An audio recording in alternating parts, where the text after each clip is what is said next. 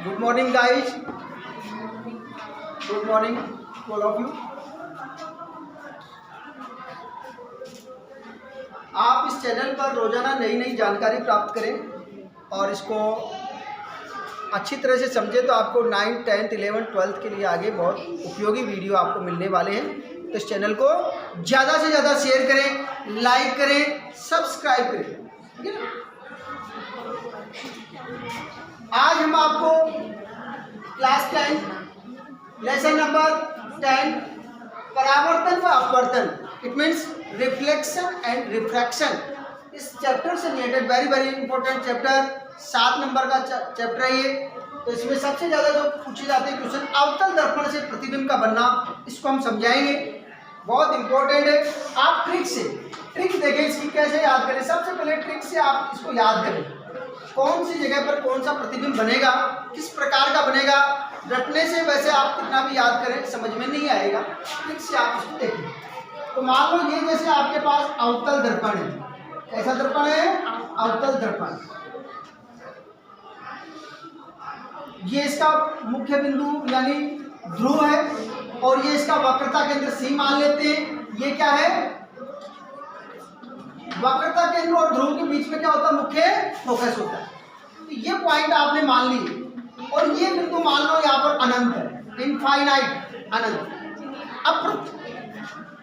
अब जो बिंब है, बिंब हमेशा दर्पण की कौन सी ओर रखा जाता है, बाईं ओर। किधर रखेंगे प्यारे बच्चों, बिंब हमेशा हम दर्पण के किधर रखेंगे, बाईं ओर। किस ओर, बाईं ओर। तो ये बाईं ओर, ये बायां भाग और ये दायां, दर्पण के पीछे ये क्या है, दायां, ये बायां ये दायां, ठीक है ना। तो बिंब हमेशा चाहे कैसा भी दर्पण हो, बिंब हमेशा किधर रखा जाएगा, बाईं ओर। किधर रखा जाएगा प्यारे बच्चों, बाईं ओर रखा जाएगा, ठीक है ना।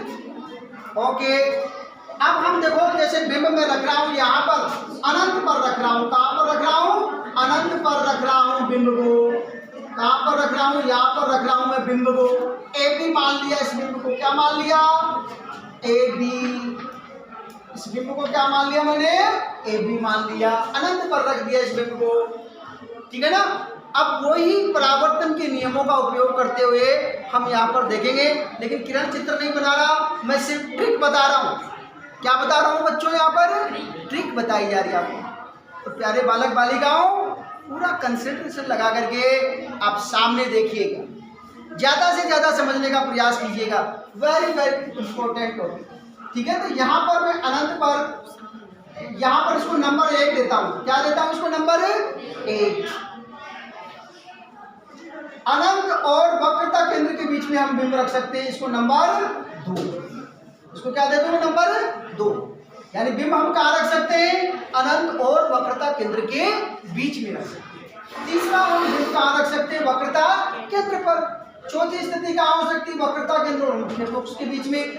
और 5वीं स्थिति क्या हो सकती है, मुख्य फोकस पर रख सकते हैं। कहाँ पर रख सकते हैं, मुख्य फोकस पर। और 6ठी स्थिति, मुख्य फोकस और ध्रुव के बीच में भी हम बिंब को रख सकते हैं। 6 स्थितियों में बिंब रखा जा सकता है अवतल दर्पण में। एक अनंत पर, दूसरा वक्रता केंद्र और अनंत के बीच में, तीसरा वक्रता केंद्र पर, चौथी स्थिति वक्रता केंद्र और मुख्य फोकस के बीच में, और 5वीं स्थिति मुख्य फोकस के बीच में, और 6ठी मुख्य फोकस और ध्रुव के बीच में। अब बच्चों यहाँ से आपने 1 2 3 4 5 6 तक गिनती लिखी। अब 6 को छोड़ दो, एक ये स्पेशल कंडीशन बनती है, बाकी आप यहाँ से देखिएगा बच्चों। ये आपकी 1 नंबर, इसको 1 दे दो, उल्टी गिनती लिख दो, 2 3 4 5, लिख दिया। 1 को 1 से मिलाओ, यानी अनंत पर आप कोई बिंब रखेंगे तो उसका प्रतिबिंब कहाँ मिलेगा प्यारे बच्चों, आपको मुख्य फोकस पर मिलेगा। कहाँ पर मिलेगा, मुख्य। 2 नंबर पर कोई यानी अनंत और वक्रता केंद्र के बीच में बिंब रखेंगे तो उसका प्रतिबिंब कहाँ बनेगा, वक्रता केंद्र और मुख्य फोकस के बीच में बनेगा।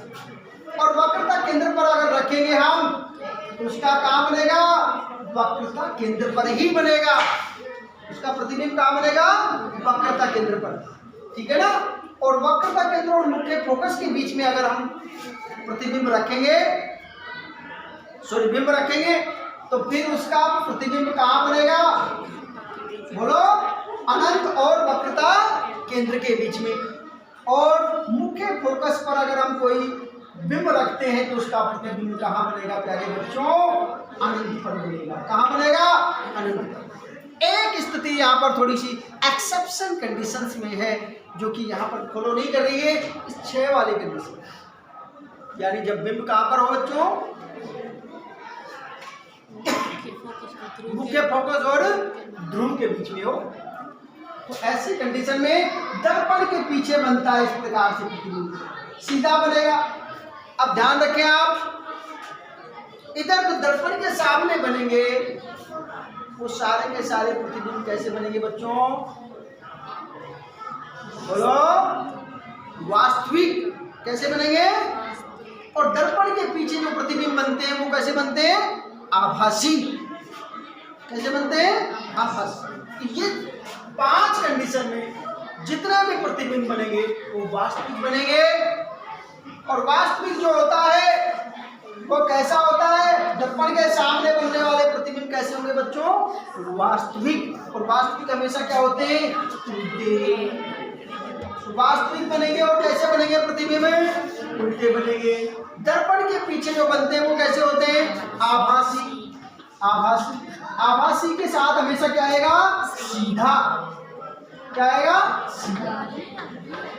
आभासी जो होंगे वो सीधे होंगे और वास्तविक हमेशा उल्टे होंगे। ठीक है ना। ये बातें आपको ध्यान रखनी है। इस 6वीं कंडीशन में दर्पण के पीछे बनता है, आभासी बनता है और सीधा बनता है। तो ध्यान रहेगा, इस ट्रिक से आपको परीक्षा में पूछा जाएगा। इस बार भी पूछा गया था, एक किरण चित्र पूछा गया था आपसे, तो आप हाफ ईयरली में भी पूछा गया था, आप जवाब नहीं दे पाए।